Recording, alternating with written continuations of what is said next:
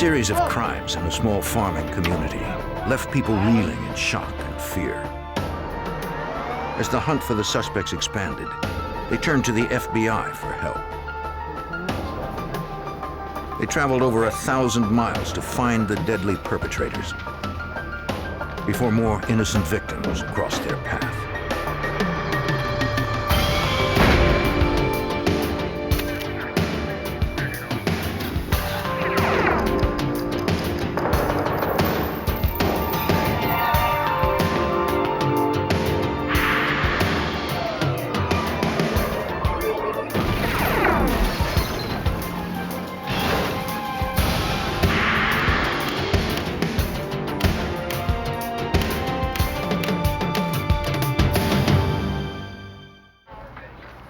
In June of 1997, a crime wave swept Iowa like a tornado. It left a trail of robbery, kidnapping, and murder in its wake. And then it moved on. No one knew where. I'm Jim Kallstrom, former head of the FBI's New York office. The FBI committed its resources to tracking down the suspects. By the time they were identified, they already had a 12-hour lead. The pursuit would take the FBI across 6 states in their efforts to catch the killers.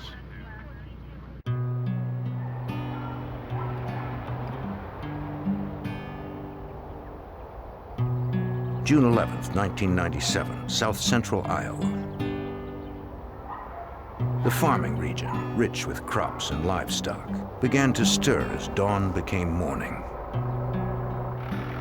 Most farmhands had arrived hours earlier to begin their chores. But one who never missed a shift without calling had failed to show that day. Her boss, a nearby farmer, became worried when he called and got no answer. Since she lived alone, he went to check on her.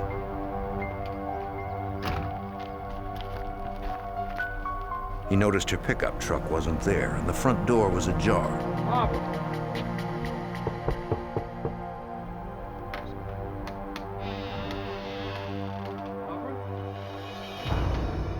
Inside, he found the lifeless body of his farmhand, Barbara Garber. Barbara.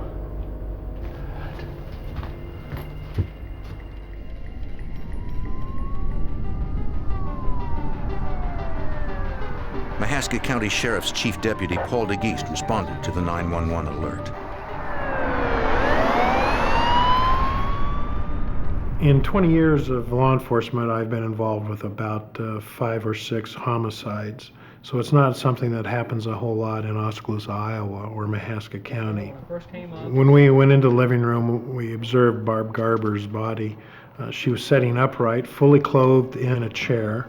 She was leaning over to the left side, and there was blood coming from her head.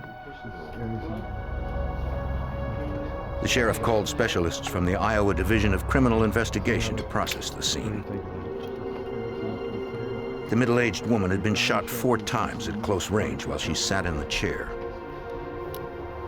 Technicians recovered .22 caliber shell casings close to the victim. At her feet, they found her half-eaten breakfast. The absence of defensive wounds on the body indicated the farmhand had put up no struggle, according to Iowa Special Agent Michael Barrier. The house did not appear to have any forced entry. It looked like someone had just entered the house, either been let in or had gotten in without having to break in. The residence had a lived-in look but was not ransacked, and there was nothing obviously taken from the residence other than her vehicle was missing from the driveway. Green pickup truck. The farmer described the victim's vehicle as a late-model dark green pickup truck. And that was her personal truck? Yes. Detectives issued a be on the lookout for the missing truck to all law enforcement in the area. Vehicle, a station wagon. As you were coming down this road? Yeah, coming along this road here. Investigators spoke to her closest neighbor, who lived a quarter mile down the road. She had noticed something earlier that day when she was on her way to work in the pre-dawn hours. All the way down there. She saw an unfamiliar blue hatchback or station wagon backing out of Mrs. Garber's driveway. but she didn't see who was inside, and she didn't get the license plate. Following me. This vehicle was described as a older, not in very good shape, station wagon type vehicle, blue in color. The vehicle was not a vehicle that had been seen at the Garber residence before and was not really associated with the Garber residence, and so we felt that it may be, and probably was, a suspect vehicle. As police were talking to the neighbor, an alert came across the police radio. What you got? Okay, I'll be en route. A bank 5 miles away in the hamlet of Gibson had just been robbed. Deputies from 2 counties responded.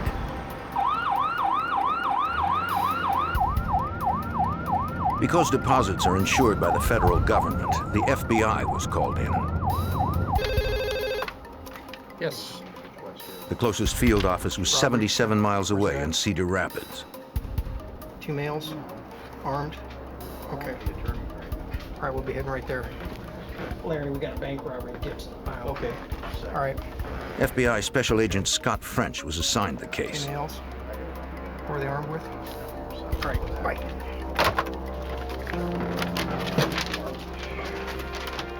The small savings bank in Gibson had just opened for business for the first time that day to the town's population of 70. Down south here. Right there. It has 1 paved road to the community of Gibson. The rest of the area is surrounded by farmland with a few gravel roads leading away from the community. Omaha 991. It would take Agent French over an hour to get there.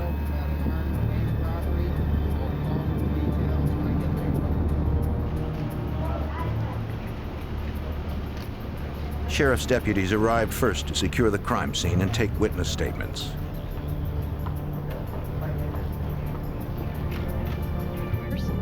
Okay. How about Bank employees told investigators that the robbery had occurred at about 10 a.m. Let's go back to it. Right. They had no customers at the time, and there was no guard on duty. Only a teller and the manager were inside when the robbery took place. All right, get your hands up! Hands 2 armed robbers wearing dark ski masks, gloves, and brown coveralls burst into the bank. One held a shotgun while the other carried a handgun. Pick that money up, come on. The robbers scooped stacks of cash and banknotes into plastic trash bags. Come on, hurry up! Let's go! No, up against the wall, now! Go! They had gotten away with $65,000 in cash. Moving!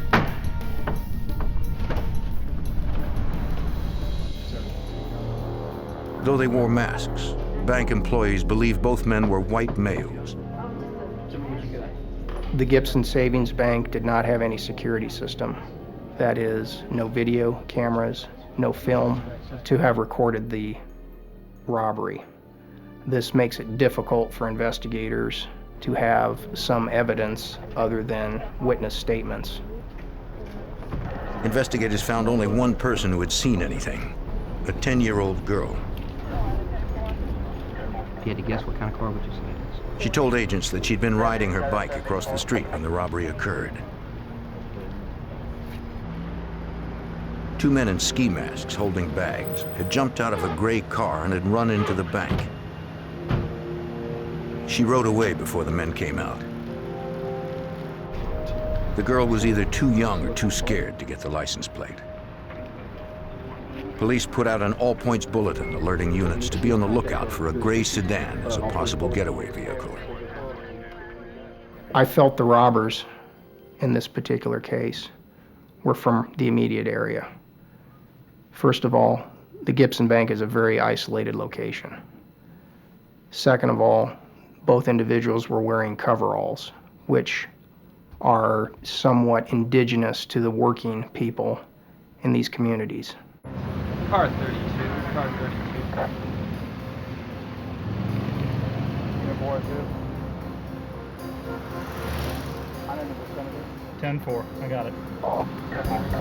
The deputy on his way to the robbery scene headed for likely routes the bandits would have used to escape. Central, I'm going to check this out. We have a car matching the description. 2.5 miles from the bank, he noticed a gray sedan, apparently abandoned in the middle of a farm field. No one was in sight. He checked the car and radioed in the license plate number. It was registered to a teenager by the name of Island Schultz, who lived nearby. He thought it was extremely unusual that this vehicle would be sitting where it was. And knowing that they were only just a couple of miles away, he drove to their house. Iowa communities are tight-knit, and the officer happened to know the Schultz family. At the teenager's home, he got no response. The deputy found the front door unlocked. Island?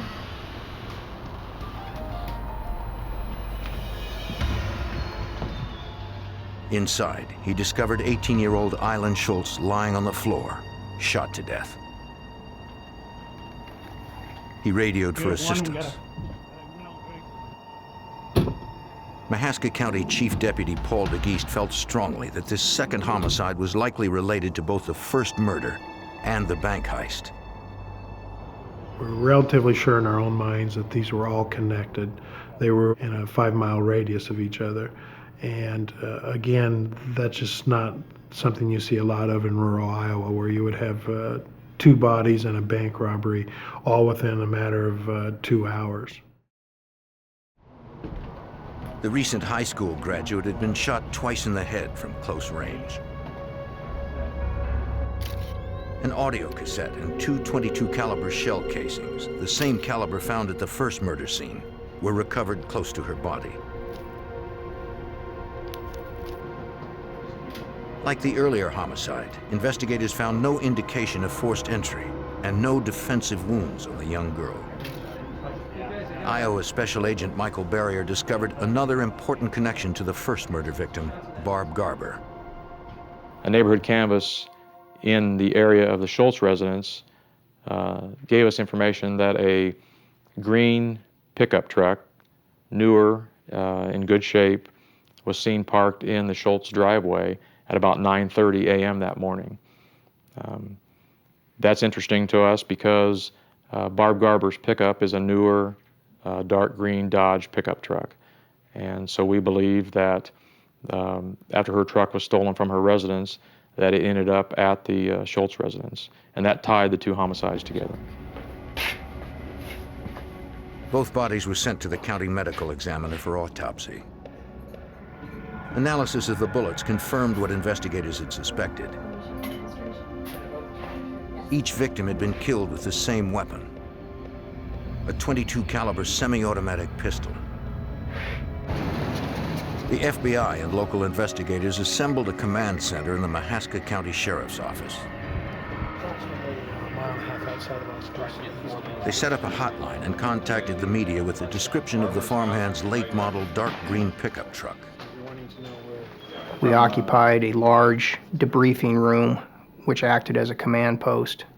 We began to collate leads that were coming in from all parts of the community. There was also significant media attention at this point, which increased the volume of phone calls that were coming in. Deputies chased down dozens of leads. One was from a teenager who had seen a green truck that fit the description of the farmhand's pickup. He was in the town of Oskaloosa in the late morning when he noticed the truck drive past with 2 men inside. The witness didn't see their faces and he didn't get the license plate. It wasn't much to go on since that particular truck was so common in the area. We received dozens upon dozens of sightings, most of which turned out to be absolutely nothing. It was just a green 1997 pickup. And everybody that was driving one at some point in time that day in the Mahaska County area was stopped. Everyone except the driver of the murder victim's truck. Investigators fanned out to search the various small towns in Mahaska County for more promising witnesses. They found one who said he noticed something at around 10:30 or 11 on the morning of the crime spree. He saw a dark green pickup truck near the town of Oskaloosa. The witness identified the driver as a local man whom he'd never seen in that truck before. He claimed there was a passenger inside, but the truck pulled away before he could see who it was. The individual who reported it recognized the driver of that truck as being Jamie McMahon, a person that he knew, and knew well enough to have recognized him and was positive that it was Jamie McMahon. He also said that there was a second individual in the truck, but he could not get a close enough look to tell whether it was even a man or a woman, just that there was a second person in the truck. Hey guys, what I want to do is, Don, I want you to take background on Jamie. At the end of the first day, investigators now had the name and face of a possible suspect in the 2 killings and bank robbery. 22-year-old local Jamie McMahon. Agents and detectives hoped they could catch up with him and his unidentified accomplice before any more lives were lost.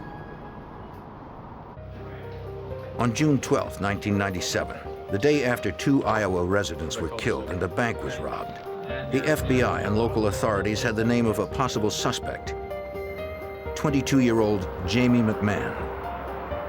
McMahon was last seen driving a green pickup that fit the description of the missing vehicle owned by one of the murdered women. Investigators believe that an unidentified passenger traveling with him may be an accomplice. Special Agent Michael Barrier of the Iowa Department of Criminal Investigation learned that Jamie McMahon's last known address was at his parents' home in Oskaloosa, Iowa. His parents were concerned to hear from Agent Barrier because they hadn't seen their son since the crimes had occurred.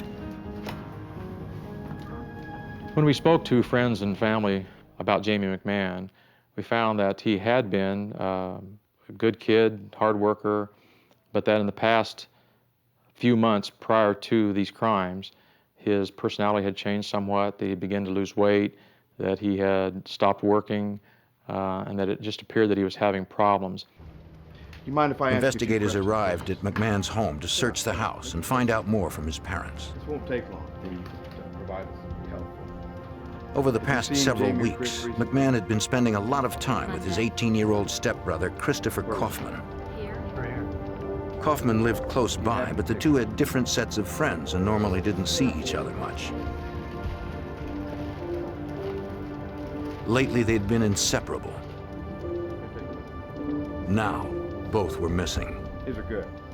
Because the bank had been robbed by 2 individuals, and because the witness had seen McMahon driving a truck with a second individual, we just had to assume that Chris Kaufman was a second person with Jamie McMahon.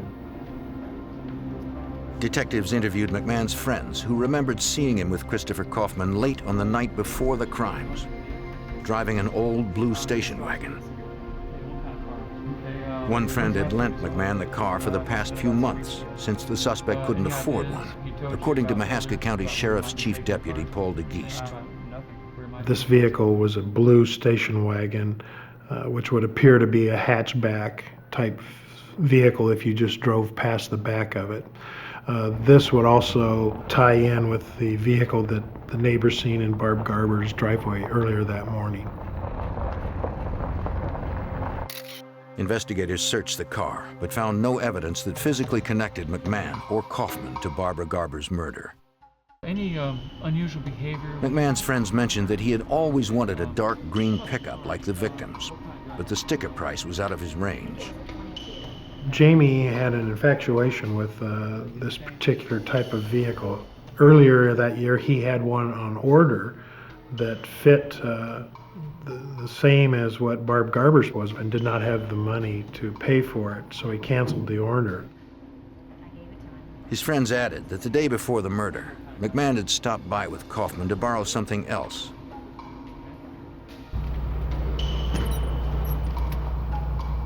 Careful with it. A .22 caliber semi-automatic handgun that he claimed he was going to use to shoot stray cats. The same type of gun was used in both murders. Card. Investigators asked his friends to call immediately if the suspect contacted them for any reason.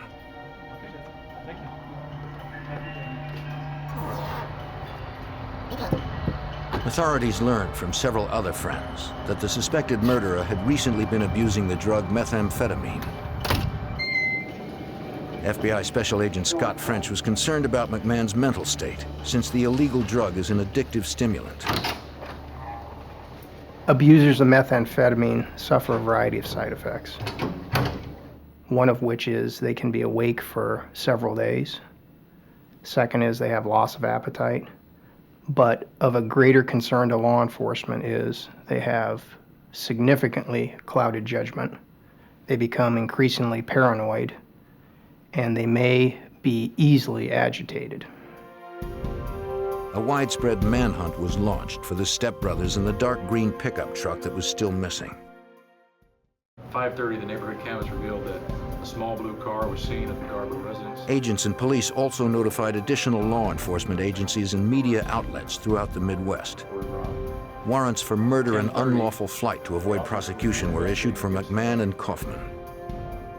Initially, we felt that they had left the state, and we could only speculate as to where. Most of investigators there felt very strongly that they were probably headed for Mexico. Investigators revisited the homes of the pair's friends and family, figuring they would try to contact them. We're going to put a recording device into the phone. McMahon's ex-girlfriend gave the FBI permission to install a phone tap and recorder. Okay. Figure out where he's at and what's If going on. McMahon called, Okay. agents would be ready to trace his location. As the manhunt for McMahon and Kaufman continued, a call came into the task force office. Two sets of local parents reported that their teenage daughters were missing. The high school girls, 16 and 17, had not been home since the previous evening. They were best friends and were always together. With two killers on the loose, the parents feared for the girls' lives. Investigators discovered that McMahon and Kaufman had been partying with several girls at a motel in Oskaloosa the night before the crime spree. Okay, thanks.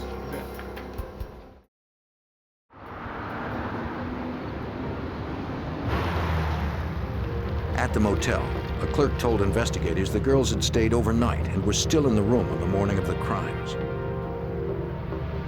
Yeah, those are the girls. Those are the girls, yeah. Those are the ones. The employee saw McMahon and Kaufman with a green truck later on that same day. She said the two girls left with the stepbrothers. Yeah. Investigators issued another nationwide bulletin that the fugitives McMahon and Kaufman were last seen in Iowa traveling with two teenage girls. We were concerned for the safety of the girls. I believed at the time that if Jamie McMahon was willing to kill someone he knew, that the girls may be in danger. Investigators responded to a promising tip that came into the hotline. McMahon and Kaufman had been spotted at a trailer several miles away from their family home. Investigators had no way of knowing if they were still armed, high on methamphetamine, or if the teenage girls were still with them. Not wanting to take any chances and not knowing their mental state, we had the FBI SWAT team come in. Basically, we surrounded the cabin and came in from several different directions. Heavily armed agents hoped for the best, but were prepared for the worst. Officers yelled for McMahon and Kaufman to come out. There was no reply.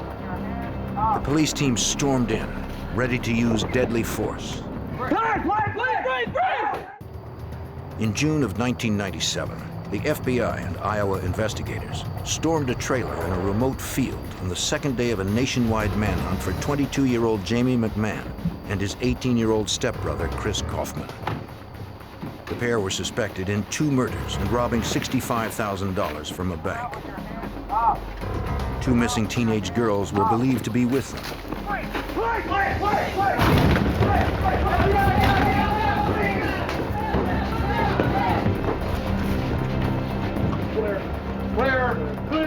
Nothing back here. Investigators found no trace of the fugitives or the girls. Sightings of the stepbrothers in the stolen green pickup were reported from as far south as Texas to as far north as Minnesota. With $65,000 in cash and a 12-hour lead, Iowa Special Agent Michael Berria realized the pair could be anywhere by now. We were unable to really come up with any place that they may go. We had information that they might have gone to Minnesota. We also had information that they may have friends or relatives in Florida. But we didn't really have any solid direction of travel where they went.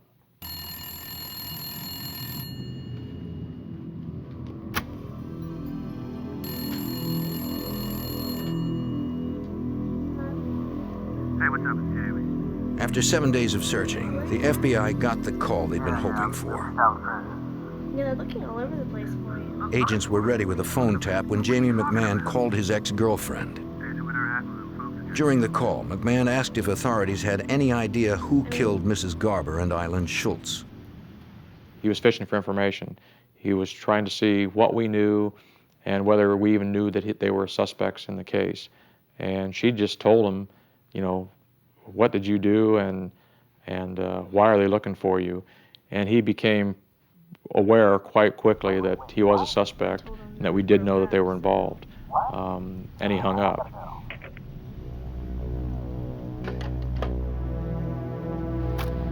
The agent called his supervisor at the Mahaska County Command Center. FBI Special Agent Scott French learned McMahon had been on the phone long enough to trace his call.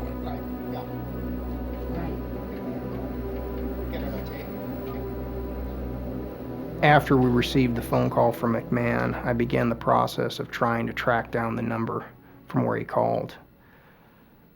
At some point, we reached a snag with a phone company outside the area, wherein they could not determine or provide the number until the following day. Agents learned that the suspected killer had called from a hotel in Kissimmee, Florida. The employee recognized photos of the two fugitives and confirmed the two teenage girls were with them. Are they in this hotel? Are they registered here? Are they in the hotel at this time? Please check. No, they checked out. But they had all just left. When did they leave? The phone company's delay had given McMahon and Kaufman just enough time to stay ahead of law enforcement. McMahon and Kaufman are gone. We missed them. So they know we're looking for them now. They know we're looking for them. Good. Agents were concerned that McMahon and Kaufman would be more difficult to find now, since they knew the FBI were on their trail. All right, well, thanks, and I'll get back on this. All right. All right. Though authorities had missed McMahon and Kaufman in Florida, the two teenage girls who had been traveling with the fugitives returned home safely to their parents. Parents, take a seat, get some coffee. Investigators questioned the girls about the time they spent with McMahon and Kaufman. The teenagers confirmed that they had stayed with the young men at the Oskaloosa Motel on the night prior to the crimes.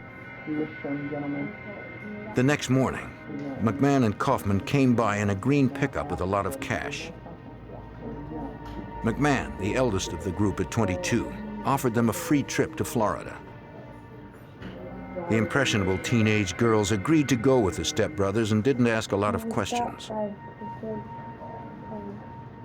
The girls told us that they weren't aware that there'd been a homicide, and they weren't really aware that there'd been a bank robbery as such, but they were aware that something had happened to allow McMahon and Kaufman to have so much money. The girls told investigators that on their way out of town, they stopped by the Des Moines River. One of the stepbrothers threw a duffel bag into the water, but he never told them what was inside. After that, the four of them drove south toward Florida. For the first week of this trip with McMahon and Kaufman, the girls treated it like it was a vacation. They were having a good time. They were eating out. They were going to amusement parks. One of their first stops was in Branson, Missouri. There, the four entertained themselves on carnival rides. The girls said they took photos along the way. They had with them a couple of Instamatic cameras, and we took those cameras and had the film developed, and we had photographs of McMahon and Kaufman, and one picture in particular is of Chris Kaufman sitting in Barb Garber's pickup truck. After their trip to Disney World, the girls said that McMahon and Kaufman finally confessed to them about the murders and the bank robbery. Kaufman had dyed his hair blonde to disguise himself. High on methamphetamine, the armed men also told the girls they wouldn't mind killing them as well. The girls were frightened and told the fugitives they wanted to return home. All right, look, here. McMahon gave them money for a taxi and train fare back to Iowa. Get y'all back home.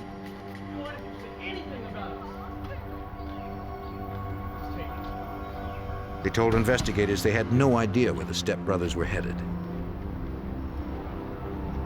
Well, they didn't say where they were going. They just gave us money and we left. Investigators concluded the girls were not involved since they remained at the Oskaloosa Motel when the crimes had occurred.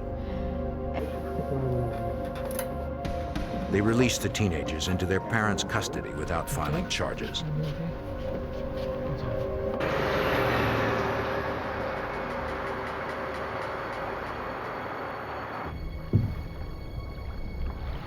On the Des Moines River, an off-duty Iowa trooper happened to come across a bag in the water.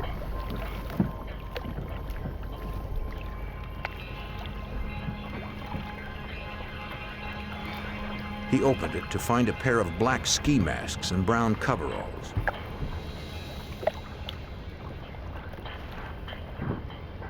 The officer also found a wallet with a driver's license. He contacted police and gave them the evidence. The wallet and driver's license belonged to the murdered Island Schultz. The clothing matched what the robbers were wearing when they made off with $65,000 in cash from an Iowa bank. Jamie McMahon and Christopher Kaufman remained the prime suspects, and they were still out there, armed and strung out. On June 30th, 1997, 19 days after the search for McMahon and Kaufman began, a call came into the Escambia County Sheriff's Department in Florida. A motorist in Pensacola wanted to talk to police. Everybody involved in this that you can, okay? He told them he was driving on a nearby highway when he noticed a green pickup. The night before, he had seen a story about the manhunt for McMahon and Kaufman on television. The truck seemed to fit the description of the fugitive's vehicle.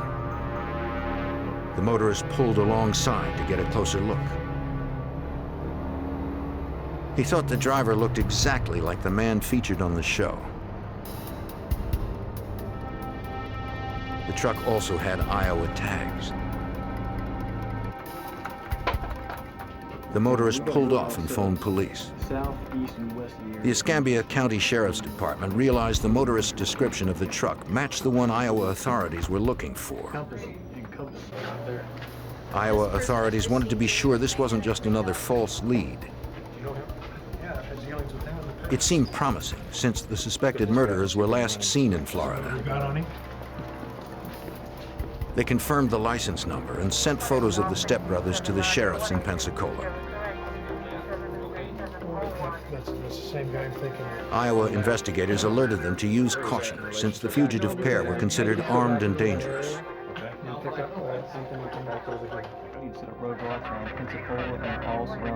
An urgent be on the lookout was issued for the green truck in the Pensacola area.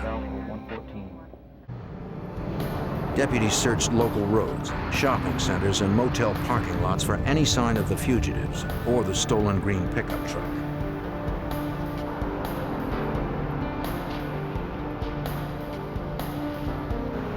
In the parking lot of a local motel, two officers spotted a green pickup truck. Motel residents usually park close to their room entrance, but this vehicle was obscured near the back behind a fence. Its Iowa license plate and description checked out. It was the murder victim's stolen truck from Iowa. Authorities had no time to lose if they hoped to bring in the fugitives before they eluded them once again. At a Pensacola, Florida motel, authorities had finally located the stolen pickup truck driven by Jamie McMahon and Christopher Kaufman. Stepbrothers suspected of 2 murders and a bank robbery in Iowa. Escambia County deputies needed to confirm if the armed fugitives were staying there. I didn't know if you've seen these gentlemen today. People, man. Yes. The motel clerk recognized the photos of McMahon and Kaufman, but she added that there was a 3rd man in their room. She gave deputies the room number. Possibly a hostage situation. Police told her the motel had to be evacuated. Yes, no problem. Okay, I'll go with you. Fearing that the stepbrothers had possibly taken a hostage, deputies called in a hostage negotiating team. We know they've killed 2 already. Escambia County Sheriff Sergeant Jerry Cox was in charge. We want to establish a command post in this area. That's where we're going. We knew they were armed. We knew that they were murder suspects. We knew they were bank robbers. They were seriously violent criminal individuals. So we got the call out. Our SWAT team and crisis negotiators got the call out, and we responded to the motel. The motel was evacuated.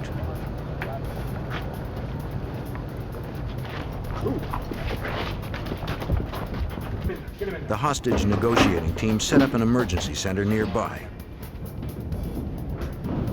SWAT teams took up positions near McMahon and Kaufman's room.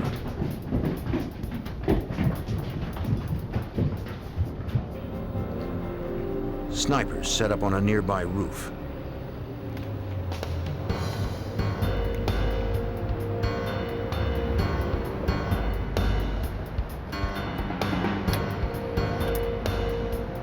No one knew the situation with the 3rd man or his relationship with the stepbrothers. They had no way of knowing if they were all still inside. The negotiator secured the line and attempted to get them on the phone. Okay, we got the line.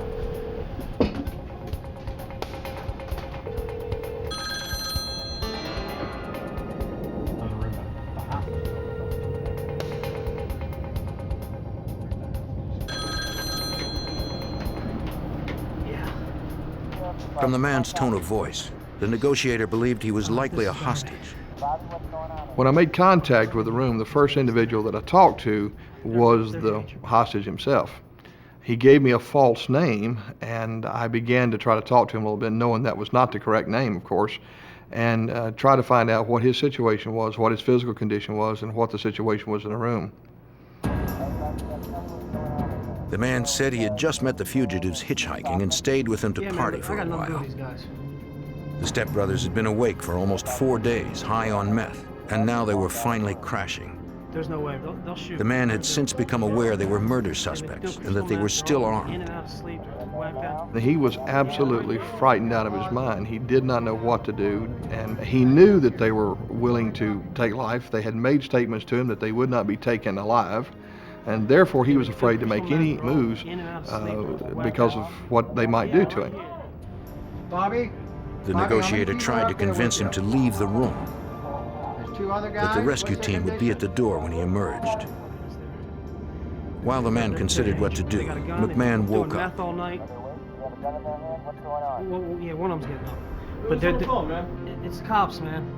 You guys gotta let me out of here. What? One of my major concerns was the fact that they were known drug users and had been partying for a number of days. When people are under the influence of drugs or alcohol, when it comes to negotiations, one of the things you have to be aware of is how those chemicals can alter a person's personality and alter their reactions. They might be extremely aggressive. Due to their 3-week drug binge, it became clear to the negotiator that the fugitives were not thinking clearly, if at all. What are you talking to the cops for? Calm down, man. Whoa, calm down. Here. His first concern was to get the 3rd man out safely without more bloodshed. Authorities were all too aware that the situation could turn violent quickly. paramount in my mind was the fact that if they killed two already, and both those murders, based on my information, were cold-blooded, calculated murders with no thought given whatsoever to the consequences, that they could easily do that again. Hold on. Let's shoot everybody. Calm down. Just sit down. Calm down, man. Just hold on. No, man. Put that away. Put that away, man. Who is this? Chill. Calm down, man. Just hold on. Sharpshooters stood at the ready. The negotiator tried to convince them to let the man out of the room before someone else was killed. Shouldn't have done that, man. What, man? What do you want? He's not us. There's no. I'm out. No way, man. You just gonna walk out? There's no way. All right, fine. You don't mean nothing crap to us. Let the hostage go. Man, Chris, let him go, man. After 2 hours, the armed men finally allowed him to leave unharmed. Yeah, put your hands on top of your head. Come towards me. Come towards me. Towards me.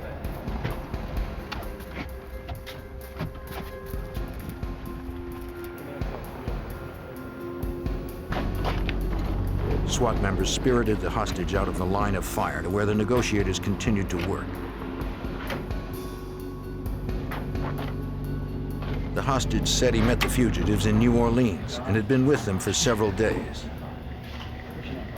He said they had a lot of drugs and a lot of cash in the room. Somebody a couple days. They only had one handgun as far as he knew. I guess. With 2 armed fugitives still barricaded in the motel room, a peaceful resolution did not seem likely.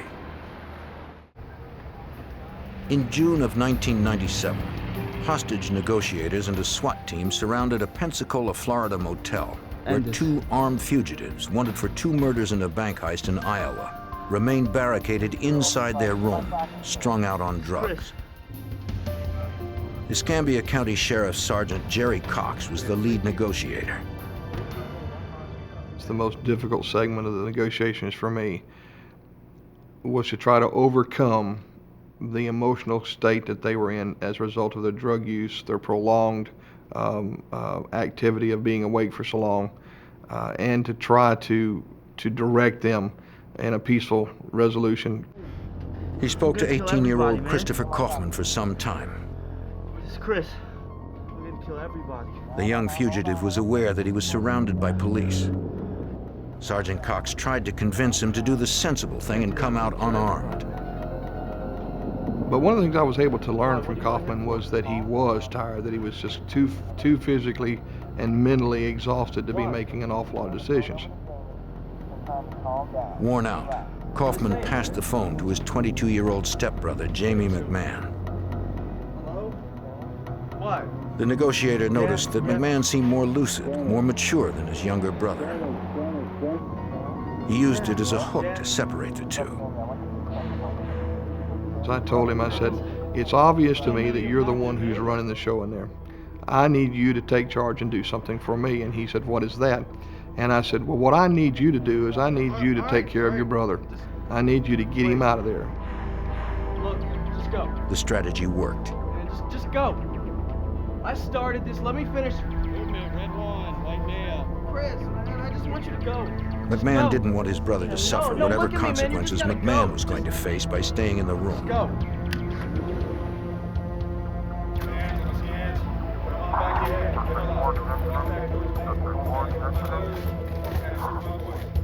SWAT members secured Christopher Kaufman.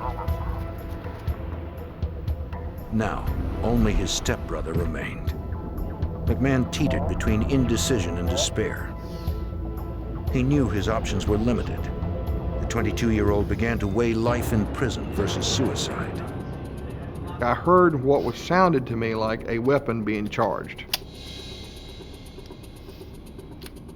It was an automatic pistol that he had in there, so it sounded like somebody had slid the slide back and ejected a shell into the chamber, arming the weapon for firing. Gave me some concern. I passed that information on to our commanders and our SWAT team. McMahon's judgment was clouded. You there? He didn't want to spend the rest of his life behind bars. No, man. Confused and desperate, he looked to the negotiator for guidance. And the thing that seemed to work the most was constantly reminding him that as long as he was alive, he had some hope. He had a chance. Once he was dead, there was no chance. and that in Iowa there was no death penalty. He had an awful lot of years ahead of him to figure this out. McMahon relented to the negotiators' insight. 4 hours after it had begun, the last fugitive walked out of the room, unarmed as instructed. The negotiator was able to defuse the situation without death or injury. Agents secured and searched the motel room. They recovered $29,000 in cash of the $65,000 that was stolen. They also found the .22 semi-automatic handgun. On every table rested empty beer bottles, marijuana, and powdered methamphetamine. Ballistics tests later confirmed that .22 was the weapon used to kill the 2 women in Iowa. Authorities questioned the pair separately. I understand from your brother that you committed both of the murders. No. One of them. Kaufman told investigators it was his stepbrother's idea to rob the bank. To pull off the heist, they needed a car. McMahon already had his eye on the first victim's pickup truck, the truck he initially wanted to use as the getaway vehicle. I think I may have left it at a different friend's house. You mind if I use your phone real quick? Mrs. Garber knew McMahon and allowed the brothers into her house. Man, just put the phone right back down, please. Yeah, please. Look, I've got money in the house. You don't Shut need up, to, man. you don't Just need sit to down right there. Just Sit down. Just sit down! You don't Once need to- inside, Just do Kaufman it. claimed his stepbrother egged him on to kill her. Just do it! Alright, do it! He wanted Mrs. Garber dead so she wouldn't report the vehicle missing.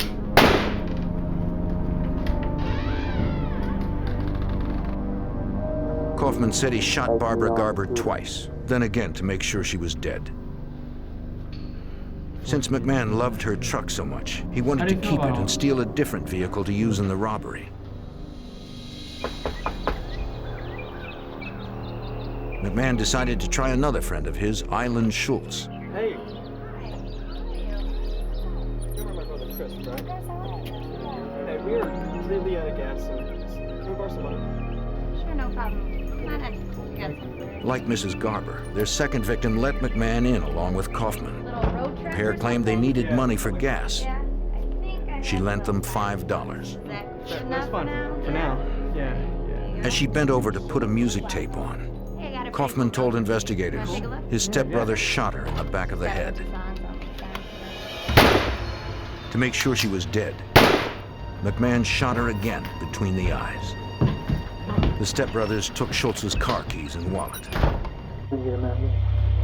Over the next 3 weeks, the pair spent $36,000 on hotels, prostitutes, and drugs before they were apprehended in Pensacola, Florida.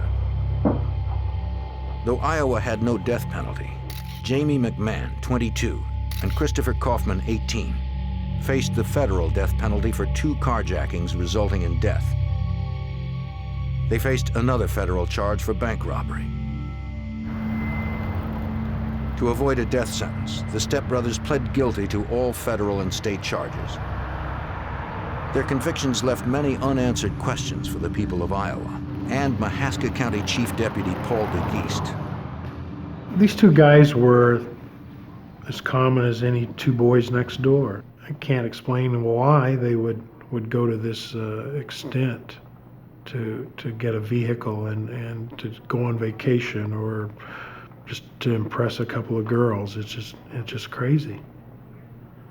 You'd never guess that they would be the 2 type of individuals to do that, knowing their parents, knowing their backgrounds. I mean, it just didn't make sense. Jamie McMahon serves the rest of his life in Leavenworth, Kansas.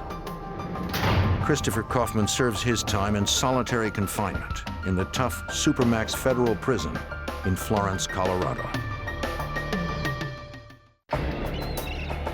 In the late 80s, Florida's cocaine imports were among the highest in the nation. Regional territories were enforced with intimidation and murder. One dealer bowed to no one, not even law enforcement.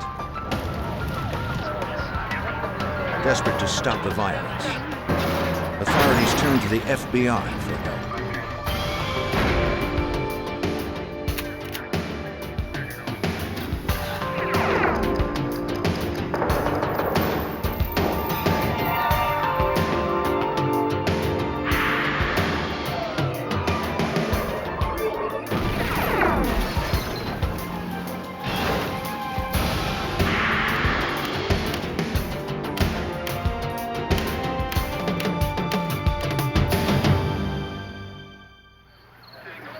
A suspected drug dealer would stop at nothing to keep local and federal authorities from building a case against him. When his organization started targeting the government itself, federal agencies went on high alert. I'm Jim Kallstrom, former head of the FBI's New York office. He was a desperate man, driven to desperate measures. Bringing him down would take the combined efforts of the DEA, the ATF, and the FBI.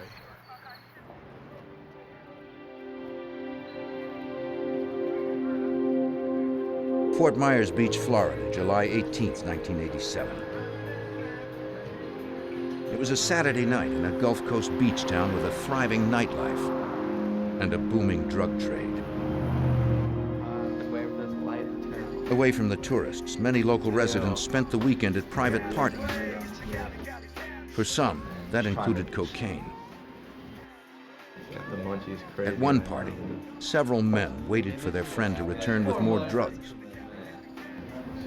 He'd been gone for about a half an hour when they heard what sounded like gunshots at around 10 p.m.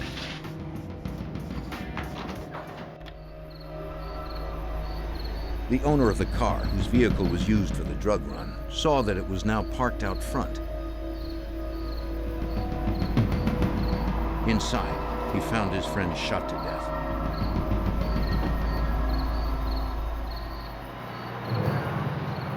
The Lee County Sheriff's Department responded to the scene. A forensic technician found only one identifiable fingerprint on the car. It belonged to the vehicle's owner. Lying close to the driver's door were 7 empty .22 caliber shell casings. Investigators determined the victim had been shot at close range.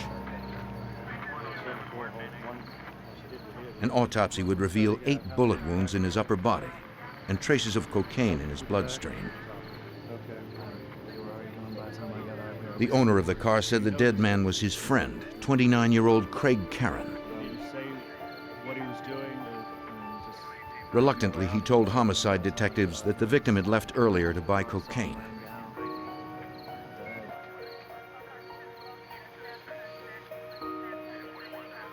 The victim's girlfriend suggested police should question her boyfriend's cocaine dealer. Has he been bound before? Kind of stuff has he done? He owed the dealer money for drugs. The dealer had a reputation for violence. Lee County homicide detective Tom Continos learned the dealer's name was Jeff Saganek.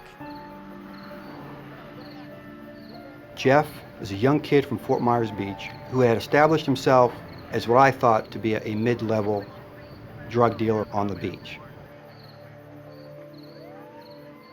Through talking to Craig's associates, I learned that Craig owed Jeff a large amount of money. And the reputation was that you better pay your bills with Jeff or he's going to send someone to collect it.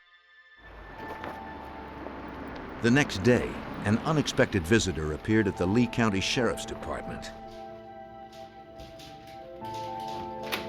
It was the alleged cocaine dealer himself, 23-year-old Jeff Saganek. He asked to see the detective investigating the previous night's killing. He wanted to give a statement. The reputed dealer, with a history of arrests, heard he might be a suspect and wanted to set the record straight. On the night of the murder, Jeff Saganek claimed that he and his girlfriend were at a restaurant for a late dinner. He said that he had talked to the victim in the parking lot just before the couple sat down to eat. After a few minutes, the man left.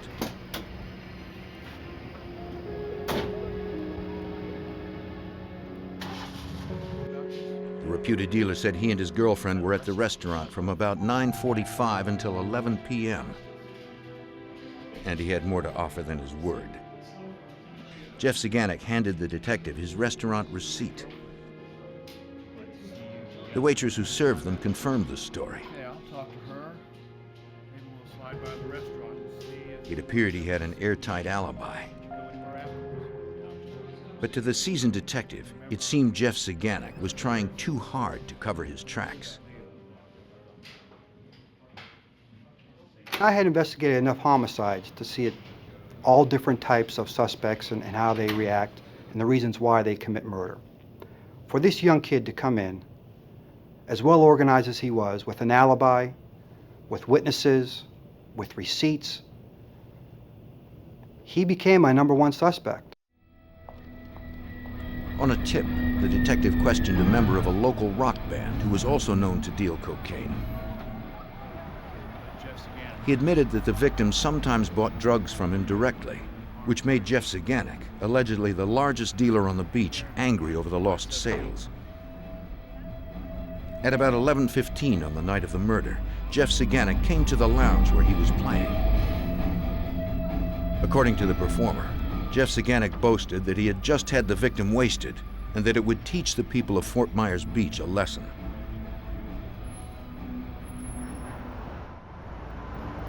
The musician's story was one of many over the next several months that confirmed what police already suspected. But even in the underworld of Fort Myers Beach, rumors and innuendo were not evidence of murder. Everything that I got was hearsay. No one would really give me sworn testimony that says, I saw this, or I saw that, or I know this and I know that. It was all he said, she said type of intelligence information, which is maybe okay for drug cases, but not with murder investigations. You need sworn testimony of people who actually saw something happen. Then, in the summer of 1988, over a year after the murder, the detective finally got a break. A young woman came forward, claiming to have witnessed the killing.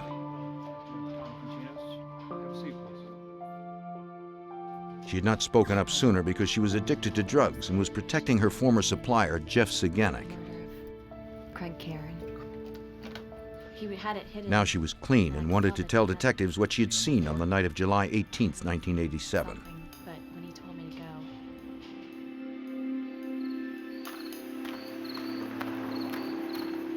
She was on her way to the cocaine party that evening when she witnessed the shooting.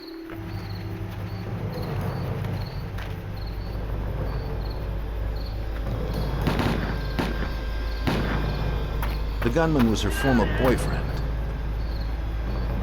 a man who worked for Jeff Saganek.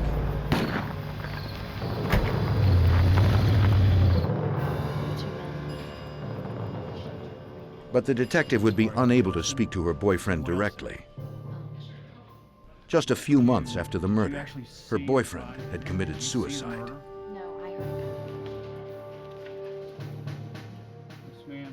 She told police that she also had direct knowledge about Jeff Saganek and his organization. The woman said Jeff and his right-hand man operated out of a local pizza parlor that Saganek owned. The dealer stored his drugs and money at several different locations and moved between them to avoid detection. Few people knew where he actually lived. Jeff Saganek had many people on his payroll, but she knew only a handful. Her former boyfriend was one of them. Hired by Jeff Saganek to do whatever the dealer needed done.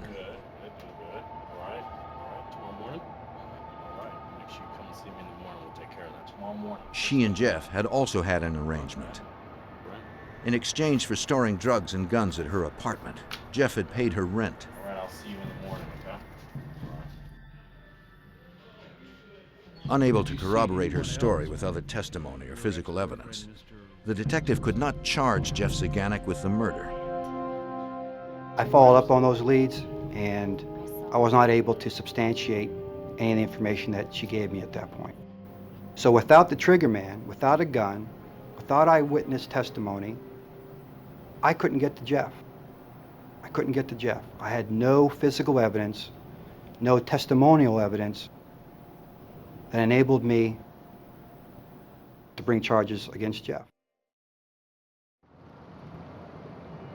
The homicide detective looked to the Lee County Narcotics Unit for help. Detectives began surveillance on Jeff Saganic's pizza parlor, hoping to identify someone they could turn against the dealer. The place was a popular spot.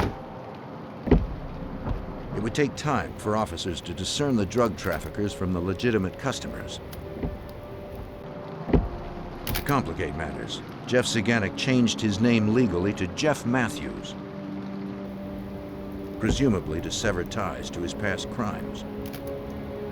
Jeff was the type of person where he wanted to be a clean-cut businessman. Jeff even went to the point of changing his name from Jeff Saganic to Jeff Matthews to try and help him with his reputation. Over several weeks, investigators noted which people frequented Jeff Matthews' place without picking up any food.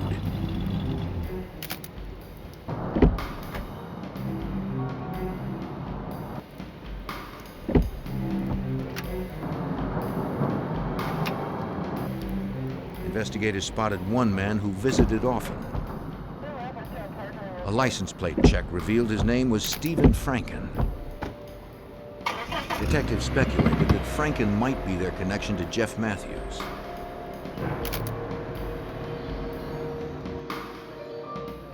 Investigators called DEA Special Agent Dennis Bolam, who was already familiar with Stephen Franken. Agents believed Franken was a low-level cocaine dealer who procured his supply from Jeff Matthews, but they had no proof. To link the two men, Agent Bolam hoped to use an informant close to Franken. I received some information from a cooperating source that Mr. Franken was distributing cocaine out of his house on Hibiscus Street in Fort Myers Beach, and that he was distributing to quite a few people down at the Fort Myers Beach area. Their informant, recently arrested for possession, was one of Stephen Franken's biggest customers. For his cooperation in controlled drug buys from Franken, the informant would receive probation.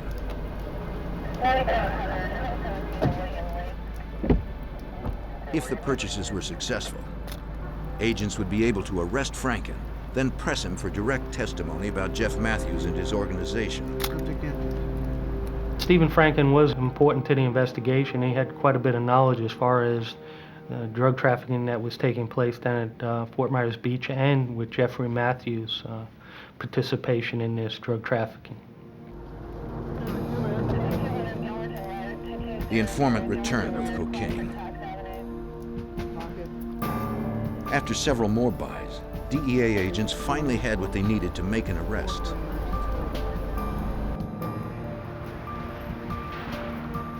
On August 25, 1988, agents secured a felony arrest warrant for Stephen Franken for the sale and distribution of a controlled substance.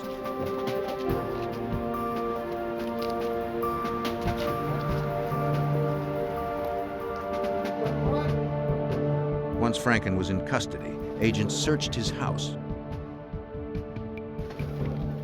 Inside, they found prepackaged cocaine, scales, and cash. All right, we got In exchange for a shorter sentence, Franken agreed to cooperate with agents. He admitted that murder suspect Jeff Matthews was his cocaine supplier and consented to say so in front of the grand jury. Franken was released on bond until then. As investigators continued to hunt for evidence in their case against Matthews, deputies in nearby Collier County, Florida, responded to a crime scene. On October 2nd, 1988, a surveyor had discovered fully clothed, skeletonized human remains in a rural dump site. It appeared the body had been there for the past several weeks. Though there was no wallet or other ID, detectives did notice a paper bracelet on the victim's wrist, similar to those used by hospitals and nightclubs. Investigators gathered dental records from local families who had recently reported their loved ones as missing. They hoped one of them would match the unknown victims. The dental records, along with the body, were sent to the medical examiner for comparison. He first determined that the victim was a white male in his 20s, killed execution style with 5 .38 caliber bullets to the head. From the body's wrist, the ME removed the paper bracelet. He confirmed it was an admission ban from a nightclub in Fort Myers Beach. Dental records from a missing 22-year-old man last seen leaving the club confirmed that the murder victim was Thomas Sellers.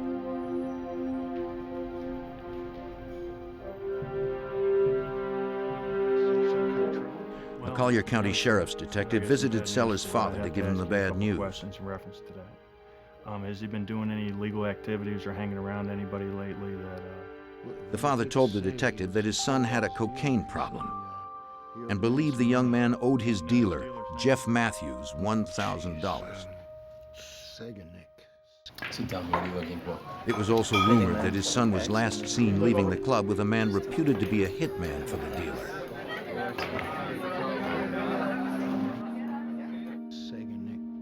But once again, investigators were unable to find evidence to corroborate the rumors. Aware of him.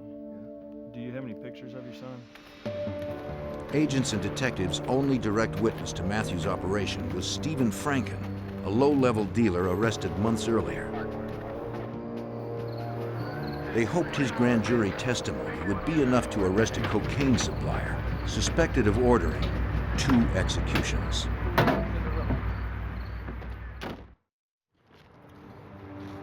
On January 27, 1990, as the DEA and Lee County, Florida sheriffs continued to pursue suspected cocaine dealer and murderer Jeff Matthews, detectives received a call about another possible homicide. At around midnight, a man was unpacking boxes in his new home when he heard the sound of a car screaming towards his house.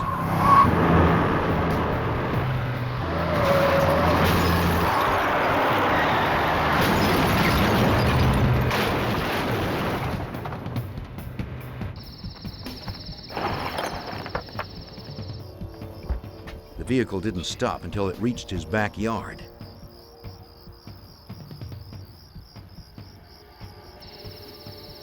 Inside, the driver was dead. Lee County Detective Tom Continos was one of the first to arrive at the home in St. Carlos Park. Initially, I was told it was a motor vehicle accident. There was a dead body in the car. And the closer I looked, the more I realized that he didn't die from a car accident. He died from a bunch of bullet holes. The driver's license found on the victim identified the dead man as 22-year-old Stephen Franken, the primary witness scheduled to testify against drug kingpin Jeff Matthews at a grand jury hearing just 2 days away. It seemed Matthews was aware that without Franken's testimony, investigators wouldn't have enough evidence to bring an indictment against the cocaine dealer, suspected in 2 killings and now a 3rd. According to DEA Special Agent Dennis Boland, I think the timing of the murder was because of the timing of the grand jury, the information we received as far as Jeffrey Matthews being involved in other shootings and murders at Fort Myers Beach, and that Stephen Franken had some valuable information as far as Jeffrey Matthews' drug operation. But now the grand jury would never learn what Franken knew about Matthews. The federal witness was likely dead before he crashed. Detectives decided to search the surrounding area to determine where the shooting had taken place. Something happened before the guy hit the house, or else he wouldn't have driven through the house. So I walked down the dirt road about several hundred yards, and I found what looked like some attempt at a roadblock. Large and small branches covered the road, strewn by what must have been a vehicle. To the left side of the site, detectives found several .22 caliber shell casings, the same caliber as the bullets later removed from Stephen Franken's body. Footprints, as well as tire impressions from a separate vehicle, were discovered close by in the loose dirt. Technicians made plaster casts for later comparison should a vehicle or suspect be located. From their placement in Franken's wounds, officers determined that the shooter had fired at the driver's side of the car.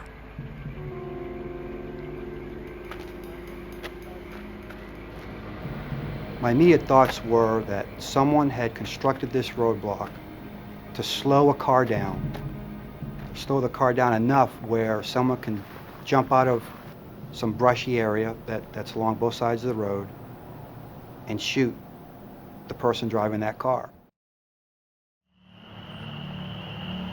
The gunman must have known when Franken left work and the route he traveled home. The victim probably stopped briefly when he saw debris in the road, just long enough for the shooter to take accurate aim.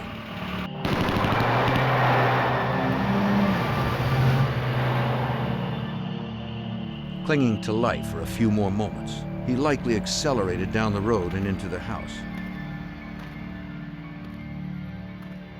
Though suspected murderer and drug dealer Jeff Matthews was believed responsible, investigators were once again left with no direct evidence tying Matthews to the crime. The fact that Stephen Franken had been a federal witness enabled authorities to broaden the investigation to include the U.S. Attorney's Office and the FBI. Together, they needed to develop a strategy to snare Jeff Matthews and put an end to the violence. Retired Special Agent Guy Notley was part of the team. The FBI immediately started working with the Lee County Sheriff's Office and the Drug Enforcement Administration. There was nothing done without telling the other agency involved that what was going on. The FBI did have a lot of manpower that they could put on this matter. They did have tremendous ability for the technical aspect of the investigation. They knew Matthews was still operating in the area, but the dealer was well insulated. The only way to get to him was through his drug operation and employees. But after the informant Franken was murdered, finding someone else to cooperate would be no easy task. What made it so difficult was that we didn't have a lot of people come forward and voluntarily supply information on Jeffrey Matthews. Most of the people knew that he was capable of committing murders, and they were intimidated by him. Agents turned to a man behind bars whom they believed had been an insider in Matthews' organization. Serving a 10-year sentence on concealed weapons charges, the Fort Myers Beach, Florida man was reputed to be one of Matthews' former hitmen. He agreed to tell what he knew about the dealer's drug operation in exchange for a shortened sentence. Just before his arrest, the alleged hitman admitted that Matthews had ordered him to surveil Stephen Franken to learn the man's schedule.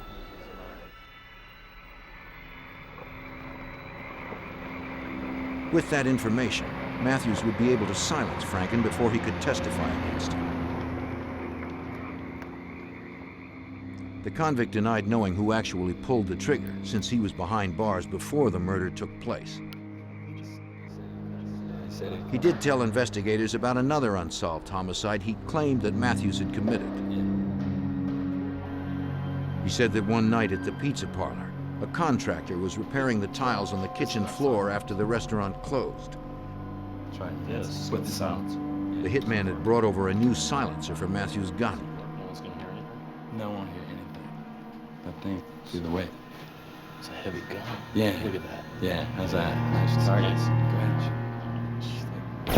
He claimed the drug lord killed the contractor just to test the silencer. Agents hoped to get Matthews to corroborate the hitman's stories.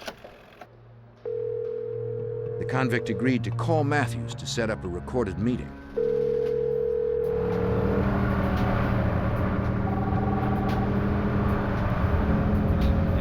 He asked Matthews to come by the prison to drop off some new music tapes. Matthews agreed. Hi. Hi. Agents would be ready to record the conversation on audio and video, hoping Matthews would incriminate himself. We received approvals from the U.S. Attorney's Office as well as the jail to install these recorders. Then after we installed everything, he never did show up. Jeffrey Matthews is very elusive, surveillance conscious. He insulated himself pretty well. Even his closest friends didn't know where he was residing at. Matthews' last suspected victim may have known.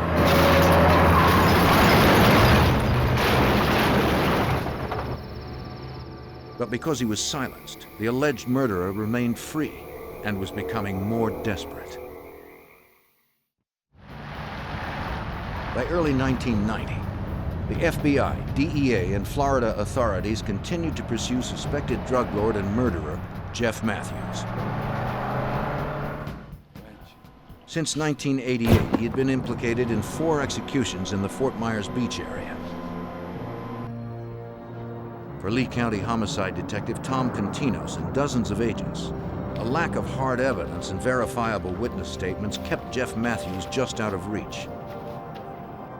2 years have gone by and I still couldn't get my hands around Jeff Matthews. There was nothing there for me to follow up on. It was dead end after dead end after dead end. All the time I knew Jeff was my #1 suspect, and he was getting stronger and stronger and bolder on his criminal activities on the beach, and it was very frustrating. On February 12, 1990, a judge agreed that investigators had enough circumstantial evidence against Matthews to search the dealer's pizza place, the likely headquarters for his operation.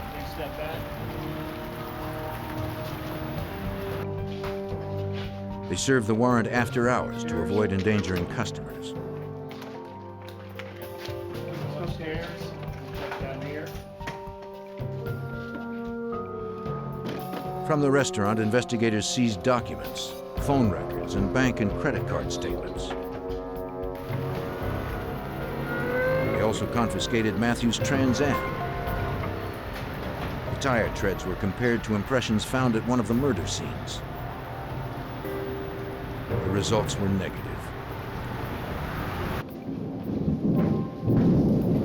Upstairs from the pizza parlor, investigators searched an apartment where Matthews was rumored to sometimes stay with his girlfriend.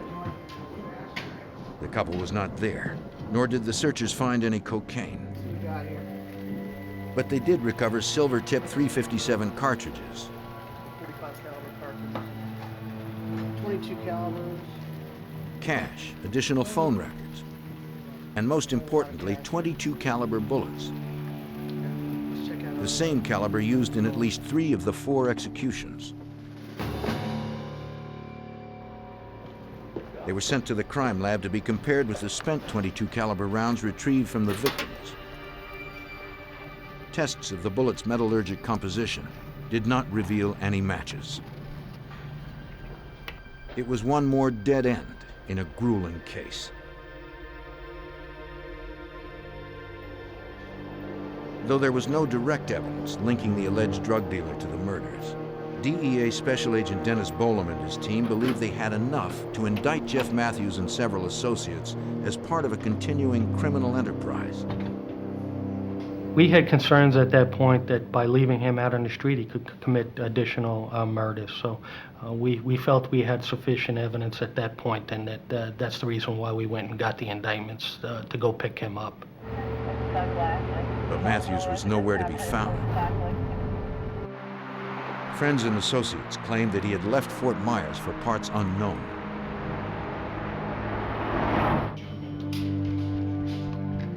His girlfriend, also named in the indictment, agreed to cooperate with investigators to help locate the fugitive. Through a tapped phone line, she made contact with Matthews on his cell. Hello? Hey, it's me. Hey. The suspected murderer refused to say where he was. Don't worry about where I am. It's kind of hard to get in touch with my She told him she was worried about the indictments. If I find out who ratted on us, I'm gonna kill him. Matthews vowed that he would find out who was talking to authorities and kill them, plain and simple.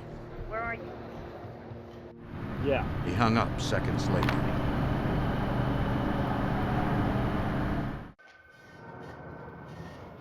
The next day, A confidential informant gave Lee County homicide detectives a promising tip. They learned that Matthews had rented a car with a borrowed credit card on the night Stephen Franken was murdered. Here's a picture. Can you tell us a little bit about the case? An evidence technician compared the tire treads from the rental car to a plaster cast of the tracks collected at the scene of the ambush. They matched. It was the first hard evidence linking Matthews to one of the 4 murders. Unfortunately, it didn't prove that Matthews had driven the rental car to the crime scene, nor that he had pulled the trigger. We were trying to gather as much information about Matthews as we could. We weren't even successful in finding out where this guy lived. We heard he lived in this big house. We heard he lived in that big house. He drove this car. He drove that car. But he was never there. We were never able to pin him down to where he lived. We only knew that he drove one car, and that's a black Trans Am. He was like, you know, he was everywhere but nowhere. Then on the night of March 16, 1990, Lee County detectives responded to a call from the home of a Fort Myers Beach fire inspector. A pipe bomb was thrown into his driveway. Filled with .38 caliber bullets, the explosion sent ammunition and shrapnel ripping through the inspector's car and house.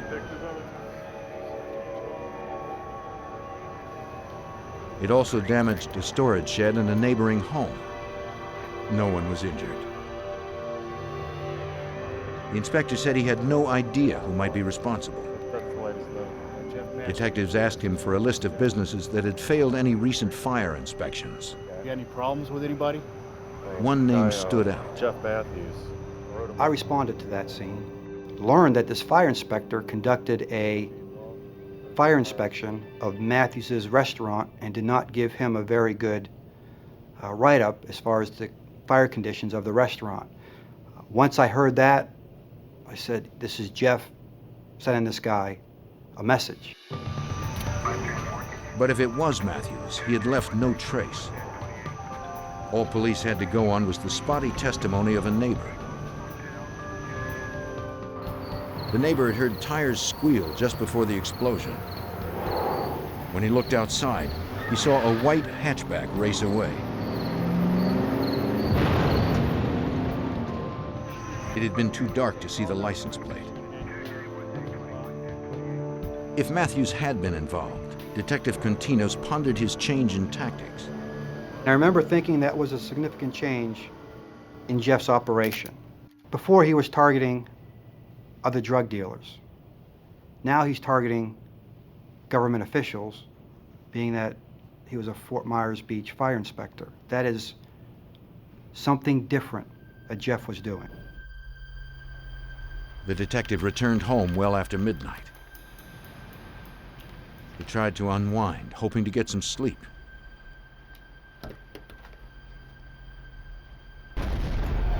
At about 2 a.m., the sound of an explosion sent him rushing to the window.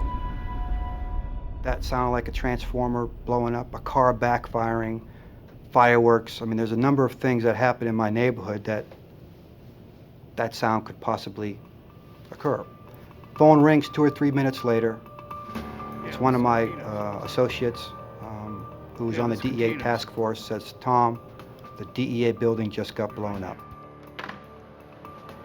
The Fort Myers DEA office was moments away from the detective's house. I'm the first one on the scene, and I saw the entire DEA building engulfed in flames that are hundreds of feet high. I mean, it was an incredible sight for me. Investigators immediately suspected fugitive Jeff Matthews. It was the first bombing of a DEA office in U.S. history. 30 firefighters battled the blaze for almost an hour. Dozens of agents, U.S. Marshals, and deputies from 6 neighboring counties were also called into help. FBI Special Agent Guy Notley was among them. When I arrived on the morning of the bombing, on March 17th, DEA agents informed me that the suspect in this matter was most likely an individual that they indicted 2 days before, Jeffrey Matthews. If this was the work of Jeff Matthews, the cocaine dealer's violence had escalated to horrific proportions. When law enforcement becomes the target, no one is safe. And Matthews was still on the run. On March 17, 1990, 2 days after a federal grand jury indicted suspected drug lord and murderer Jeff Matthews, the DEA office in Fort Myers Beach, Florida was firebombed. Agents suspected Matthews was responsible, but he was still at large. The FBI and Lee County Detective Tom Continos believed the fugitive was also the prime suspect in another bombing that occurred just hours earlier. We realized that in all likelihood, that the pipe bomb at the fire inspector's house was a diversionary tactic to pull law enforcement resources away from the patrolling area of the DEA building in order for Matthews to firebomb the DEA office. By dawn, all that remained of the building was a burned-out shell. Investigators now began the task of assessing what was left, how it happened, and where the evidence was buried, hoping to identify the perpetrator. FBI Special Agent Guy Notley called in specialists from headquarters. We brought in bomb technicians from our laboratory in Washington, D.C., as well as some FBI agents from the Tampa division to conduct an investigation. The investigation consisted of going through all the debris that was left at the site, basically by taking it through a shovel and sifting through till we found out what incendiary device that's used. They determined that the fire was caused by a pipe bomb taped to 2 5-gallon gas cans and tossed through a window. It landed in the office of DEA agent Dennis Bolam. He believed the aim was no coincidence. My feeling is Jeffrey Matthews was trying to destroy the evidence in the case, and I had the case files on the Jeffrey Matthews case in a file cabinet right near the window, and amazingly the fire and the explosion went right past it, and everything was intact as far as tape recordings and notes and so forth. Because of the early hour, no one was injured, but damage was estimated at $4 million. Through scattered witness accounts, investigators pieced together a possible scenario for the bombing. No one knew how many people were involved. But neighbors heard only one car and one door open, then close. Investigators figured those responsible stopped close to the building for a quick hit and run. The bombing had a profound effect on area law enforcement. Agents struggled to deal with the physical reality of the destruction and their emotional reactions. I was shocked, and then I was angry, and then I was more determined to get him at that point than anything. It's changed my life because I had to have 24-hour guard on my house, as well as the other agents and the prosecutor in the case. I had a wife and 2 small children that I had to worry about, and they had to be protected. And I knew that he was still running around out there, and that there's a possibility that he could do this again. FBI lab examiners inspected the remnants of the bomb. Nails used as shrapnel were packed into a metal pipe 5 inches in diameter with a unique threading and surrounded with gunpowder. Duct tape held the pipe between 2 5-gallon tanks of gasoline that helped to spread the fire when the bomb went off.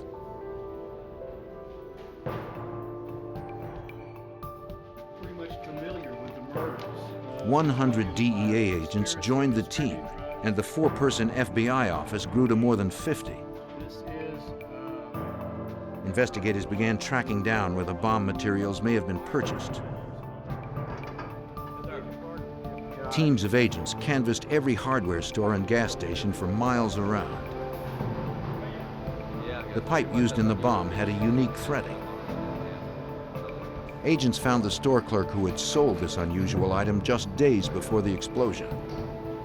Yep, that's good. The clerk identified Matthews as the customer who had purchased it.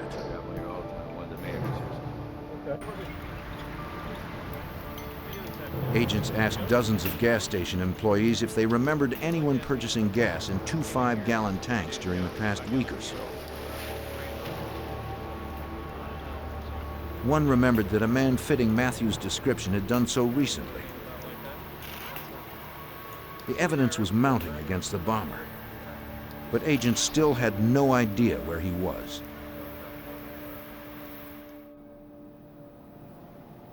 They interviewed his friends and associates to determine with whom he'd been in contact. You know Jeffrey, don't you? Yes, sir. And how do you know Jeffrey? One told them that he had written to her, begging her not to believe what she read about him in the newspapers. But she had believed the articles and agreed to have her phone monitored so agents might trace a call from Matthews. Well, that would be great. You'd be willing to do that? I think you could help us.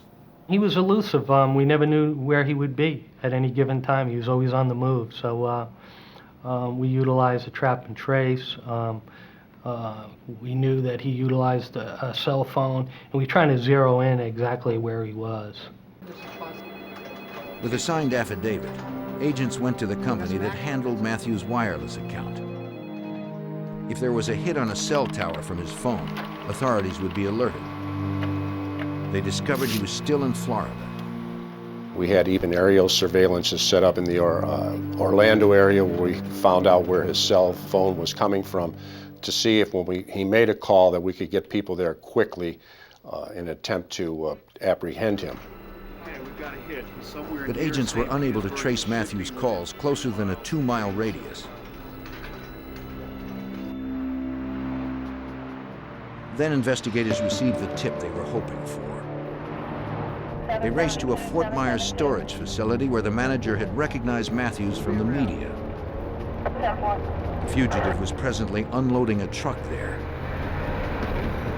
Agents hoped they could get there before the suspected murderer and bomber escaped again. In the spring of 1990, FBI agents raced to arrest 26-year-old fugitive Jeff Matthews, suspected in 4 murders and the bombing of the Fort Myers, Florida DEA building. A team of agents responded to a call from a storage facility manager who had seen the wanted man on his property. Turn around! Face the opposite direction. Keep your hands up. Agents approached the suspect, ready to use deadly force.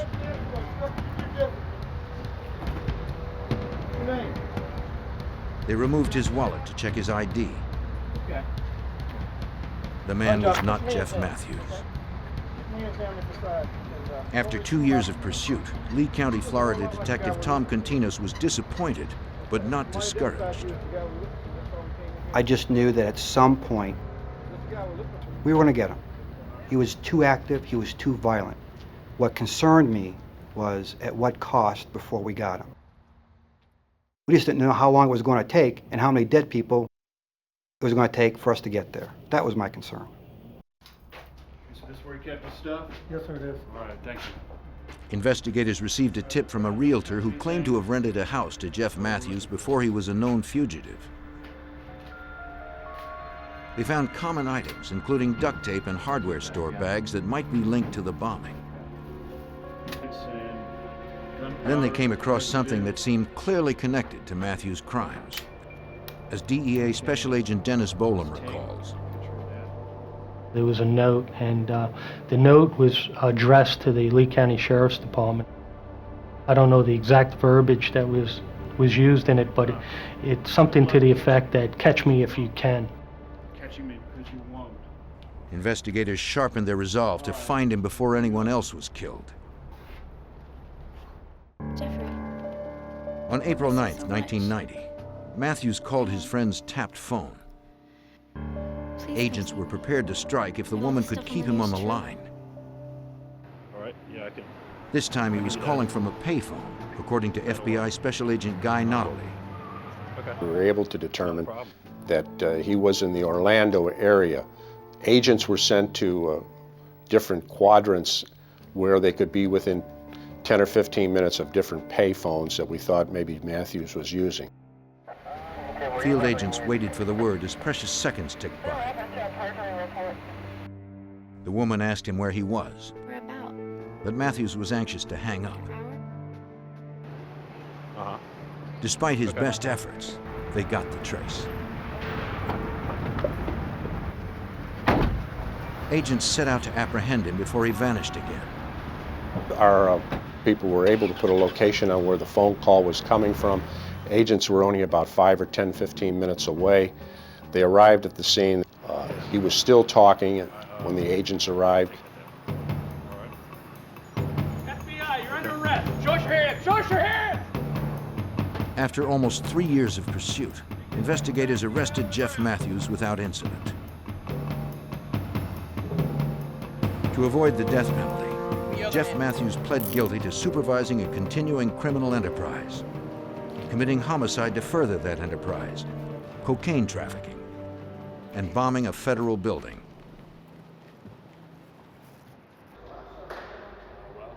On July 31st, 1990, Matthews asked to speak to DEA and FBI agents. He said they needed to move on something right away or more innocent people would surely be killed. The convicted killer had a storage unit in Gainesville, Florida, loaded with explosives in a booby-trapped van. Agents immediately notified the bomb squad. I had concerns that he may be trying to set us up. Maybe have his last hurrah before he went away to jail, and that we might be sending some agents into a real dangerous situation. As Matthews had described, agents found a red van parked inside a storage unit rigged to explode. A bomb squad defused the devices and secured the area. With the booby trap rendered harmless, investigators quickly removed the dozen pipe bombs they found in the van. They also recovered an AR-15, a MAC-10, a MAC-11, and a .22 caliber handgun with a silencer. There was rubber mask, Halloween masks. There was police raid jackets. There was additional bombs, bomb-making equipment, manuals on how to make bombs, how to make booby traps, fuses and equipment to make bombs, including pieces of piping and timers and so forth. Matthews also told investigators where they could find the body of the contractor murdered in his pizza parlor more than 2 years earlier. Though Matthews claimed that his hitman had done the actual killing. Matthews said he and the hitman had carried the body in a freezer to the house Jeff was renting and buried the victim nearby. It was the same house where investigators had found Matthews' taunting note. They located both the freezer and the body, just where the killer said they would be. For this crime, Matthews pled guilty as an accessory. Drug dealers just don't start off a business by killing people. And most of them don't kill people. But Jeff was a very violent, organized person. And that made him dangerous. And that made him even harder to catch.